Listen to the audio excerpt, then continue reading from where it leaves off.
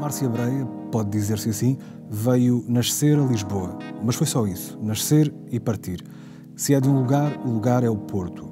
Cresceu lá, primeiro menina tímida, depois foi-se a timidez e era de tropelias algumas. Quando adolescente, quase mulher, já era de outras coisas, de reivindicações, de causas, tantas que foi expulsa do colégio interno no 7º ano. O pai, que recorda como um homem maravilhoso, queria a das químicas, ela que sempre foi mais de letras, e lá estudou as químicas. Em pequena, mesmo sem manifestar interesse para nada, é o que diz, gostava de fazer as suas teatrizes, sobretudo cómicas. Mas o teatro, e voltando ao tempo da Química e do Instituto Industrial, chamou-a e lá foi. Até ao Teatro Nacional de São João com a peça Sol na Floresta. Estávamos em 1966. Depois da Revolução, já atriz, desceu até Lisboa a convite de Vasco Morgado. Em 1975, entraria no convento da Cornucópia e lá permaneceu até ao fim, em 2009. Aprendeu quase tudo no número 1 da rua Tenente Raul Cascais. Aprendeu que o palco não é só o que se pisa. O teatro nasce do ator e da crença do ator. Poucas atrizes criaram, inventaram tantas personagens como ela. Não sou eu quem o diz, é Luís Miguel Sintra. Ainda atriz, sempre atriz, é também deseducadora dos netos, dizem as filhas, cúmplice dos netos, dizem os próprios. E um deles, a Carolina, já segue os passos da avó na representação. Eu gostava. Mas influenciou isso, de alguma forma? Não. Não, isso não. Acho horrível. Ela estreou-se numa telenovela. Cenas horríveis do mamãe e do papá que vão para os bastidores das gravações, mas eu não queria influenciar, não. Tenho às vezes pena, sobretudo no caso do meu neto. O meu neto era uma criança lindíssima e ainda é, só que agora está na tal idade da borbulha, mas de qualquer maneira era uma criança muito bonita e recusava-se terminantemente a aparecer no que quer que fosse. Mesmo para ir comigo a uma coisa qualquer, que eu tinha direito a ver coisas próprias para ele, convidavam-nos da parte das tecnologias para ele ir lá experimentar. Tenho que ver os jornalistas, e tenho que falar, e tenho que não sei o quê. Não se pode obrigar ninguém a isto, porque é um trauma. Assim ninguém a obrigou, certamente, a ser atriz. Dizia, como eu disse há pouco, que não tinha interesse por nada. Por alguma coisa haveria de ter interesse. O que é interessava quando era jovem? Não, eu não acho bem isso a verdade. É porque há muita coisa que as pessoas desconhecem. Eu também não conto a história de pequenina. Mas eu, por exemplo, eu tinha uma paixão enorme por música. E como houve uma altura da minha vida em que eu era muito aluna, o meu pai ofereceu-me um piano. E eu estudei piano durante 4 anos. E gostava, e ainda tenho o piano em casa. Já não me lembro de quase nada, é um facto. E o piano também, coitadinho, está quase como eu. Só lhe falta o Covid, mais nada. Agora, interessava muito por música. É preciso ver que a minha família era uma família pequena burguesa, com uma mãe doméstica, um pai que tinha uma profissão, que tinha deixado o curso de medicina, com grande desgosto dele. E, portanto, como é que se diz? Os apelos que havia não eram as mesmas coisas de hoje, não é? O meu pai, por exemplo, que era um homem fantástico, como disseste muito bem, era um homem que tinha a vertente a arte nele desenvolvia-se muito através de uma câmara, através de uma máquina fotográfica. A seu tempo, as Zicoflex, as Rolleiflex, as Leicas, e ele desenvolveu muito essa parte da vida dele. Absolutamente no anonimato, absolutamente para seu prazer pessoal. Ora, isso a mim faz-me pensar que o teatro, e eu fui vítima também, também, e indo por aí, se efetivamente não estivesse naquilo que chamaste o convento, penso que por brincadeira, uma exibição, ele nunca quis servir-se. Aquilo era uma vontade que ele tinha de mostrar uma coisa que ele sentia que era lindo.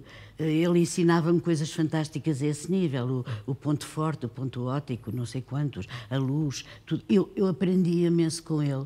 Eu interessava-me por essas coisas. Agora, escrava do que quer que seja, nunca quis ser. Isso não, mas nem fazia esforço.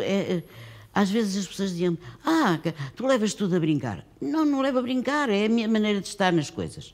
A partir do momento em que há um drama terrível, existir uma coisa, mesmo que essa coisa seja muito, muito profunda, e isso eu respeito muito, eu não me apetece. Não sei porquê. É um mecanismo de defesa, o humor? o humor em mim é um mecanismo Ou de defesa. desarmar os outros? Não, eu acho que é mesmo, é cromossomático. É uma coisa cá dentro. Não consigo. Mas não se do consigo. pai- Não levo nada, nunca quis levar a mim própria a sério, nem levo muita coisa a sério. Porque acho que se sofre muito e sofre, sobretudo, muitas desilusões. Se herdou do pai esse gosto pela arte ou por uma visão mais bonita do mundo, o que é que herdou da mãe, que era uma mulher forte, da beira baixa? Essa personalidade que acabou de referir? A minha mãe, eu dever-lhe um pedido de desculpas muito grande. Porque a minha mãe era a simplicidade em pessoa, analfabeta. Fui eu que ensinei a escrever o nome para o cartão de identidade que ela teve, já eu teria os meus 12 anos ou 13. Era de uma ternura inacreditável e de uma simplicidade de raciocínio que chegava a comover. Portanto, não tinha nada a ver com as aspirações artísticas, nem nada disso, não tinha nada a ver. Era um ser para lá do humano, nesse aspecto, porque era aquilo. Não tinha vaidade, não tinha nada. Era uma excelente cozinheira, era uma excelente doméstica. E sabes que, não sei se sabes, se calhar não sabes, que naquela altura a maior parte das ligações homem-mulher acabavam sempre por as mulheres, fossem elas de que grau fosse, serem umas empregadas domésticas fantásticas com quem muitas vezes as pessoas dormiam. Como é que a família, a dada altura, quando chega ali a uma fase da adolescência em que, não sei se o termo era mais rebelde, mas pelo menos mais reivindicativa, como é que resolveram essa questão? Não resolveram. No 7º ano? Não resolveram. Eu nunca mais acabava a porcaria do 7º ano e o meu pai, que já estava um bocadinho farto, e como tínhamos uma família que tinha um colégio em Tomar, fui para lá, fui uma espécie de... Pronto, fui para o convento. Aí é que eu acho. Mas claro está que não era possível. Não vais uma pessoa com as minhas características, já com 18 anos, obrigá-la a aceitar tudo. Eu achava graça a umas coisas. Aquilo de andar na forma, de sair ao domingo. Se tivesse mais de 12 podia passear, se tivesse mais de 14 podia ir ao cinema. Em filinha e com as perfeitas, que por acaso eram um vivo espelho do que se passava na altura em Portugal. Mas eu nunca consegui andar na forma, nunca. Porquê que acabou expulsa do colégio? Porque fazia muitos comícios com as minhas colegas. Não era comícios, eu abria-lhes muitas vezes os olhos a coisas que... Não sou uma mulher de religião, nunca fui muito católica, digamos, mas fiz a comunhão, porque isso era lindíssimo, fazer a comunhão. Mas há aqui uma parte minha também um bocado tonta, não é? A comunhão era bonito, vestidinha de branco, linda, com linhas e mais não sei quantos. Felizmente tudo isso me passou, passado uns tempos. Mas era... Como é que é de explicar? Era uma exteriorização, eu tinha muita noção da exibição. E acho que isso lembro-me perfeitamente. Tinha a noção de que um palco, e que a primeira coisa que vi num palco foi uma revista, que me apaixonei imenso pela revista. Do Porto? Sim, eu tinha pai 6 anos, não é? Apaixonei-me pela revista, achava aquilo maravilhoso. E aquela sensação de palco, e que não é feita por acaso, e das atrizes e dos atores que descem, e das plumas, e daquilo a mim, punha-me completamente no outro planeta. Mas depois, claro está, comecei a perceber que a vida não era bem isso. E uma das coisas que eu tive sempre muito medo e que felizmente não caí nela, foi de achar que o teatro era uma fonte de exibição no pior sentido. Não é. Eu fiquei a saber isso mais tarde. Não é. É uma coisa dolorosa. É uma coisa que a gente tem que trazer de dentro. É uma coisa que as pessoas pensam que é dizer um texto e depois fazer e tal. Não, não é. É conseguir mudar a sua própria vida de acordo com aquilo que vai fazendo. Para um lado ou para o outro. Seja boa atriz ou não seja boa atriz. Eu só percebi que podia ser alguma coisa como atriz a partir de certa altura. Porque até lá andei sempre naquelas águas mornas entre o ser muito bonitinha que era na altura não vale a pena estar a mentir, era muito bonita na altura. E a coisa de ser muito lindinha e estar num palco. Mas quando esteve no palco profissionalmente, se quisermos, a primeira vez, com 22 anos, no São João, no espetáculo que falámos há pouco, já sabia que era aquilo que queria fazer, embora ainda estudasse no Instituto Industrial, as tais químicas, por imposição, a química quase. Foi um erro que o meu pai Já aí cometeu. percebeu que era isso que queria fazer e que não voltaria à química? Mas atenção, nessa altura eu estava movida pelo que se passava no nosso país politicamente e, portanto, tínhamos um núcleo de pessoas muito esquerdas e que de todo isso já era uma vontade, através do teatro, uma coisa que existia no Instituto Industrial que se chamava Comissão de Sementas, que tinha várias linhas, através disso conseguíamos dizer alguma coisa, quanto mais não fosse pegarem autores que não eram muito bem vistos na época. Porque eu recordo-me disso tudo, essa parte toda da repressão, lembro-me muito bem, apesar de não ter, só uma vez é que tive um caso de repressão evidente, que foi num comício que houve no Coliseu, no Porto, e que a polícia esperou por nós à saída e bateu a toda a gente. Quer dizer, eu só me lembro de me ter refugiado num café, na altura se chamava A História, tinha uma porta giratória que eu consegui enfiar-me, mas mesmo assim fiquei aqui com um vergão nas costas, que foi uma alegria. Como é que, deixa-me perguntar-lhe isto, como é que no tempo do Estado Novo alguém como a Márcia lidava com a repressão? Por exemplo, no dia do seu 22º aniversário, acabou no Aljube, depois de se estrear, acabou no Aljube. E até geriu isso com um certo, lá está, o humor que lhe é característico. Como é que foi essa história? Porque nós tínhamos estado num restaurante a fazer uma ceia, porque a peça tinha corrido muito bem para pessoas como nós, incipientes, e achámos que todas tínhamos muito jeitinho, não sei para quê, mas naquela altura achámos que tínhamos muito jeitinho. Portanto, estávamos muito contentes, eufóricos e, claro está, numa mesa de gente que não era propriamente as pessoas indicadas pelo regime. Portanto, conversámos sobre tudo. Esquecemos de uma coisa importante. O estafermo do dono do restaurante, que eu não sei se ele é vivo, senão também não me interessa muito, esperou quase pelo final da refeição, chamou a polícia e disse que estava ali um grupo de pessoas subversivas. Quando saímos do restaurante, tínhamos um cordão de polícia armada à nossa espera. Sinceramente, foi uma coisa que eu nem fiquei assim um bocado... Para já fiquei com horror aos bufos, porque sempre tive. E ainda hoje tenho, mesmo que seja noutras circunstâncias. Odeio. Quem quiser dizer alguma coisa que é para desmascarar, que diga, que tenha coragem. Eu às vezes tenho, nem sempre tenho. Também não vou aqui armar-me em santa. Mas às vezes convém ter coragem para se dizer à própria pessoa. Aquilo foi uma traição a meia dúzia de pessoas que estavam ali, que estavam super divertidas, mas era com estas atitudes que nós íamos aprendendo a porcaria em que vivíamos. Mas não teve medo, não demonstrou medo, pelo menos no Aljube? Não. E passou lá à noite? Eu passei a noite porque eles queriam dinheiro para nós sairmos mais cedo. E eu disse que não. E que também não ia acordar a minha família às 3 da manhã para lhe dizer: estou presa, venham buscar, tragam 300... Eu acho que era 300 escudos ou 200 escudos, já nem me lembro. Isso não fazia. Então eu fico aqui até de manhã. Tinha um ponto de mineralogia de manhã. E foi fazê-lo e teve boa nota? Tive, porque um colega meu me fez o ponto. Vamos ver aqui um excerto, Márcia, se não se importar. 400.000 toneladas de rocha despedaçaram-se pela encosta abaixo até caírem sobre os telhados. Cada bloco acertando em cheio na cabeça da criança destinada a ser atingida. Aldeias ficaram sepultadas e novas comunidades, formadas por sobreviventes soterrados, desenvolveram capacidade de se alimentarem dos cadáveres e de comunicarem através de pancadas e gemidos. Pessoas desconhecidas tornaram-se de repente celebridades, ao trepar por cordas, para chegar à luz dos projetores.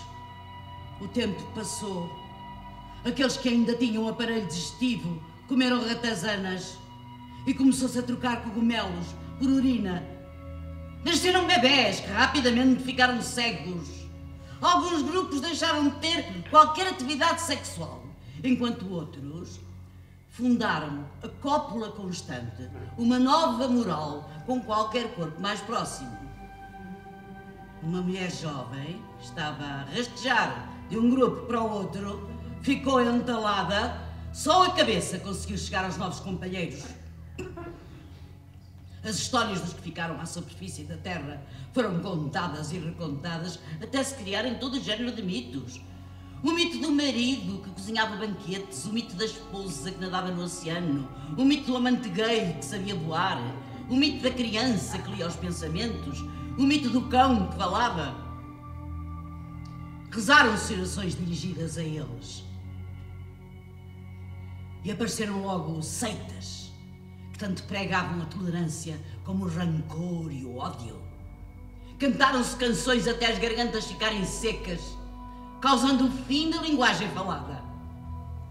As chuvas torrenciais entraram pelas fissuras alagando os túneis, fazendo com que, por fim, se ouvissem os gritos antes dos afogamentos. Os sobreviventes estavam agora entregues a si próprios e enlouqueceram a ritmos diferentes.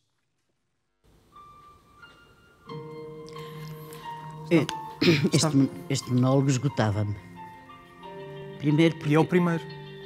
É, mas este nem foi o melhor. Mas esgotava-me porque a minha parte, a minha costela de rebeldia sobre as coisas muitas vezes aparece nestes monólogos. E por causa disso é que eu imprimia sempre muita força em alguns sítios e gostava muito de meter uma certa ironia noutros. De qualquer modo, ainda voltando a falar do teatro,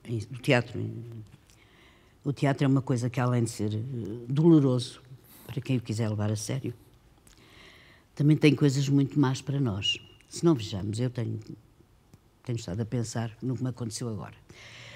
A grande alegria foi a primeira vez que eu trabalhei neste teatro. Foi a primeira vez que trabalhei com o João Lourenço. Nunca tinha calhado, não sei porquê, talvez, não sei. Os astros. Pronto, e vinha com medo, sou franca. Vinha com medo, porque, sei lá, é sempre o desconhecido e tal. Mas agora vejamos. Mas medo do tempo, medo de trabalhar com o João, da responsabilidade, da idade? As duas coisas, a idade, tudo o que tu quiseres. Eu tinha medo.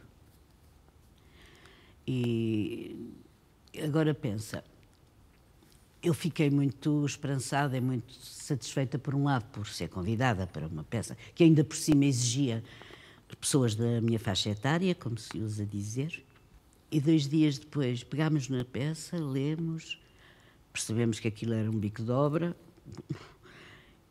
e fomos para casa, porque um vírus mandou-nos para casa.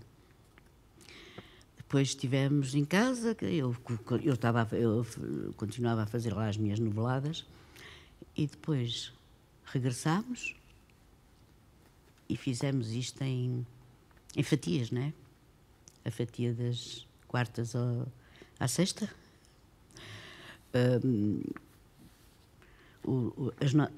As peças de teatro e a exibição e os espectadores têm uma espécie de regra, quer dizer, nós sabemos que os fins de semana são uma coisa boa para os atores e para o público e é bom, porque normalmente é aquela noção que existe na cabeça das pessoas do descanso, que se vai ver uma coisa, um concerto, isto e aquilo.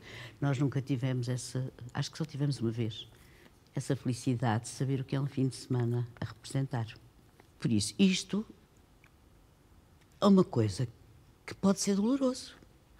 Mas isso nunca vos retraiu de vir trabalhar? O entusiasmo é o mesmo, apesar de tudo? Não retrai de vir trabalhar, porque a responsabilidade do trabalho... vou-lhe contar uma coisa, eu, a certa altura, estava com tanto medo disto tudo. Não é do vírus, nem nada disso.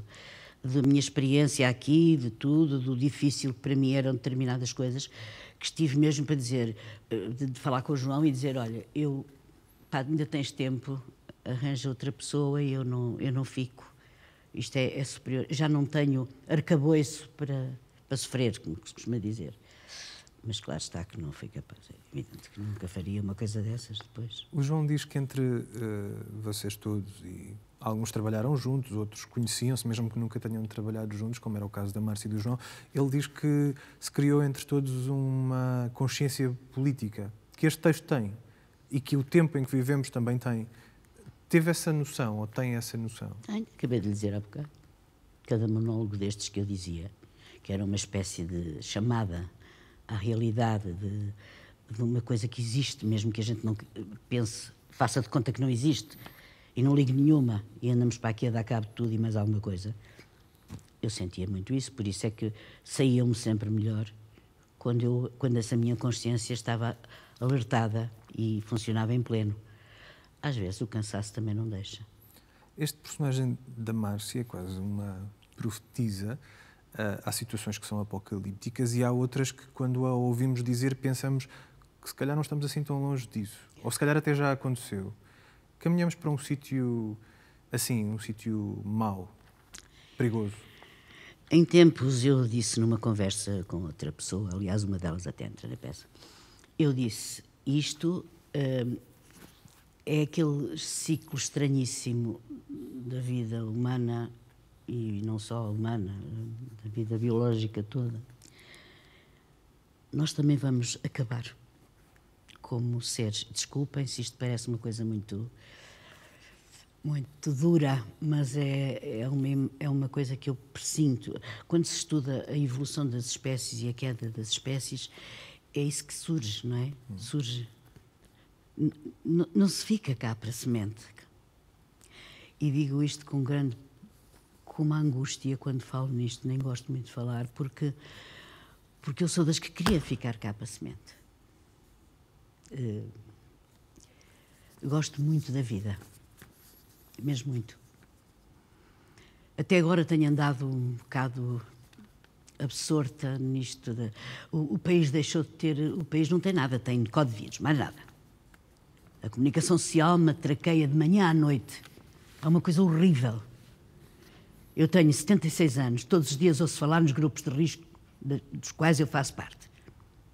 Se eu não tivesse algum sentido de humor sobre mim próprio e sobre o que se passa, eu já tinha dado um tiro na cabeça. Não nos dou, faço esse favor, porque eu gosto muito da vida, mesmo muito da vida. E gosto que as pessoas à minha volta tenham essa noção de vida, porque vida não é meia dúzia de regras de manhã à noite, vida sei lá, é chorar com isto, rir com aquilo, é amar, é desamar, é insultar, é louvar, é tudo. Porque se não fizermos isso, somos uma espécie de réplicas uns dos outros, que não têm graça nenhuma. E por isso, eu entendo que isto é uma espécie... Não gostaria de dizer, e peço que ninguém leve isto para outros lados mais profundos, mas às vezes penso que se calhar a humanidade está a caminhar, que não é para já evidentemente, para um extermínio, que ainda por cima provocado por ela. Porque tudo o que esta senhora escreve ali na peça, se virmos bem, são os diversos cataclismos que a humanidade pode causar, sofrer. São fogos, inundações, vírus, até no vírus ela fala, isto foi escrito há uns tempos. Vírus, tudo isto é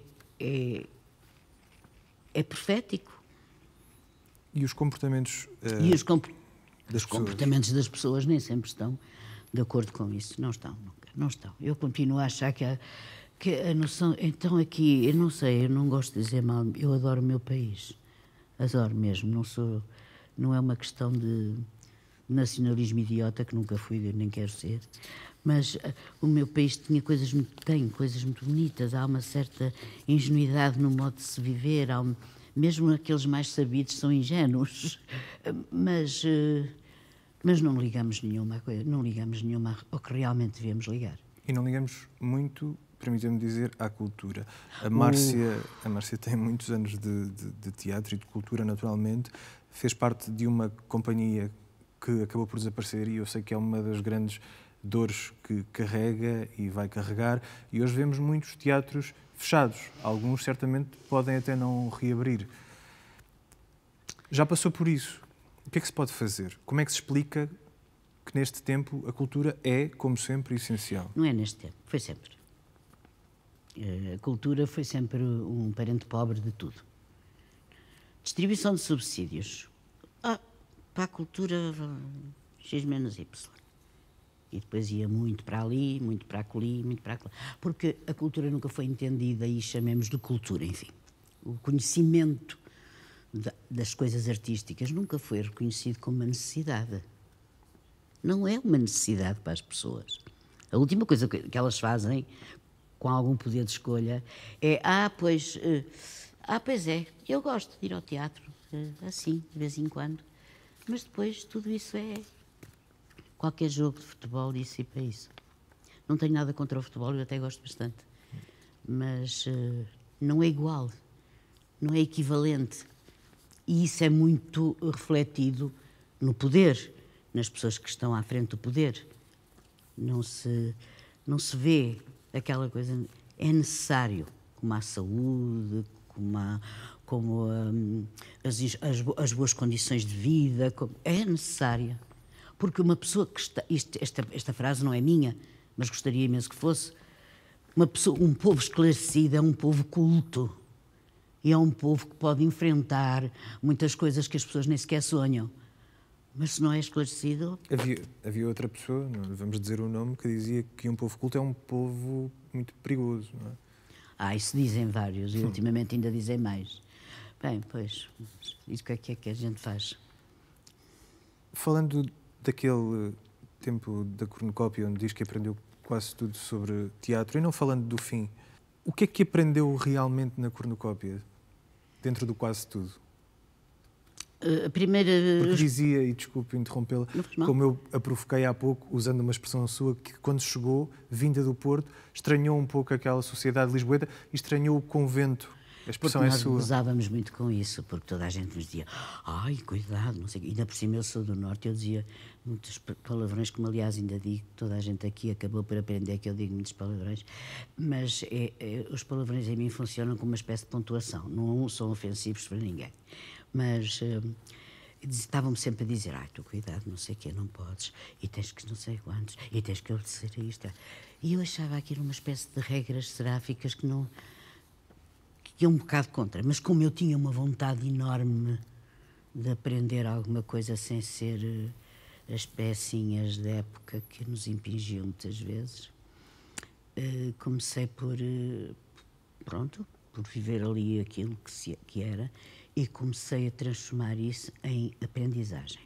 Eu aprendi na cornucópia não só qual é realmente o que é ser um ator ou uma atriz, como aprendi imensas coisas laterais. O que é a obediência aos horários, o que é... como é que eu ia dizer? O que são outras áreas de uma peça. Tem muitas áreas. Eu lamento muito, eu não percebo absolutamente nada de luzes, fico muito triste. Só percebo quando elas acendem, mas depois não percebo. Não sei como se faz, não sei... E sinto-as, mas não sei fazer. Não sei fazer, um problema técnico mesmo, não sei. Mas interessa-lhe a cenografia, os figurinos? Sim, a cenografia, mas é sempre mais sobre uma atitude crítica, também nunca fiz cenografias, claro. Mas a Márcia dizia-me que, por exemplo, muitas vezes, só ao vestir a roupa que aquele personagem veste, já constrói o personagem em si. Não é já constrói. Começa. É o remate final. Tem que estar de acordo com o que eu teci até ali, não é? Eu uso este vestido azul, que eu acho lindíssimo. Podes não achar, mas eu paciência, eu acho. Mas acho sim. Eu acho lindíssimo. E me dá-me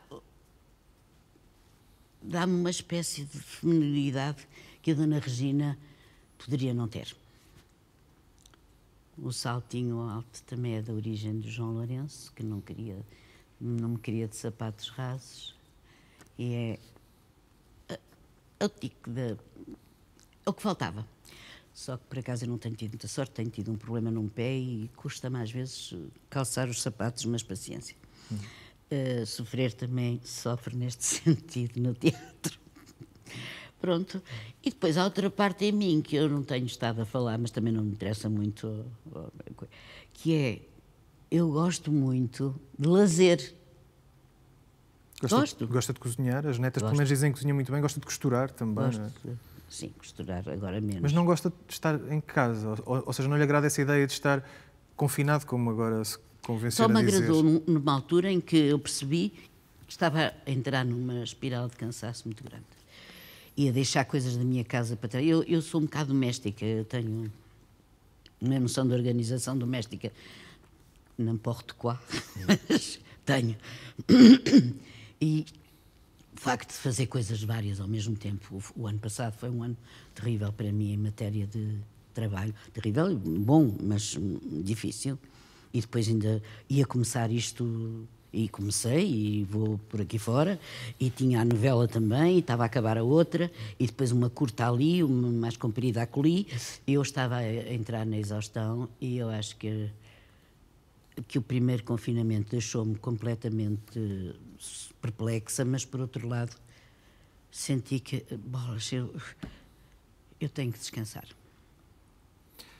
Tenho uma última, ou duas últimas perguntas para lhe fazer. Força. No teatro fez muita coisa, certamente. Fez Einar Müller, fez Chekhov, Shakespeare tantas vezes. Trabalhou com muitos encenadores, com o Luís Miguel Sintra, como referimos, durante tantos anos, com o Nuno Carinhas, com os Praga, uma coisa completamente diferente. E agora está com o João Lourenço, que é alguém da sua geração e com quem nunca tinha trabalhado. Exato. O que é que aprenderam um com o outro? Ou o que é que a Márcia aprendeu o que com o ele João? aprendeu comigo, eu espero que ele não diga, coitado, pronto, mas agora, o que eu aprendi com ele... Ainda se aprende. Evidente, se a pessoa quiser, aprende. Se a pessoa partir com os pés todos para bater no chão, não. Ninguém aprende coisa nenhuma assim. Eu, por exemplo, fiquei surpreendida, adorei a maneira como ele nos dirigia. Nunca fui dirigida assim, fui dirigida de outra maneira, para outros fins. E eu encantei-me bastante. E não. que tipo de direção é essa, quando diz que nunca foi dirigida assim? Há uma maior leveza, um maior respeito entre todos? Respeito, sim, muito. Isso sim. E muita paciência. Ele teve muita paciência com as quatro velhas, sinceramente, porque isto não é fácil. Todas têm uma opinião formada do alto dos 70 anos, não é? E ele teve ali uma pachorra. Eu às vezes dizia, ele vai ter uma coroa, vai ter coisa qualquer, uma auréola, porque isto não é fácil. E ele nunca perdeu a compostura, nunca foi, como eu chamo, grosseiro connosco, que há muitas vezes acontece. Há encenadores que gostam imenso de berrar às pessoas. Eu, no dia em que me dessem um berro aqui no Teatro Aberto, eu ia-me embora, porque era tudo menos isso que eu estava à espera. Portanto, sempre, e fiquei muito, digamos de passagem, fiquei muito fã do que se passou aqui. Tenho uma última pergunta para lhe fazer, Márcia, e voltando aqui a este espetáculo, e para que não cheguemos ou não nos cruzemos com tempos como estes que vimos, o que é que desejava, profissionalmente, pessoalmente, talvez até como avó, como atriz, para o futuro quase imediato? Bem, quanto a mim, gostava de não arrumar as botas já, embora penso muitas vezes que se calhar, quando eu chegar à altura, tenho mesmo que o fazer. Eu não quero cruzar-me num palco, ou andar num palco, ou ter um texto, seja de que for, e sentir que não consigo já fazer isso. Toda a gente sabe que com mais de 70 anos as faltas de memória são mais constantes. O tico e o teca não há sempre a bater um no outro e nós não conseguimos fazer nada. Mas eu não queria chegar aí, embora saiba que é doloroso dizer adeus. Mas estou sempre a pedir às pessoas de quem gosto, que se notarem que eu já não, que eu ando para ali a peliçar, escorregar, por favor, percebam que eu tenho de me ir embora. Isso é uma das coisas fulcral neste momento para mim, porque eu nunca pensei chegar aos 76 anos, sei lá, nunca me visto. 76 anos era uma coisa para mim um bocado esquisita.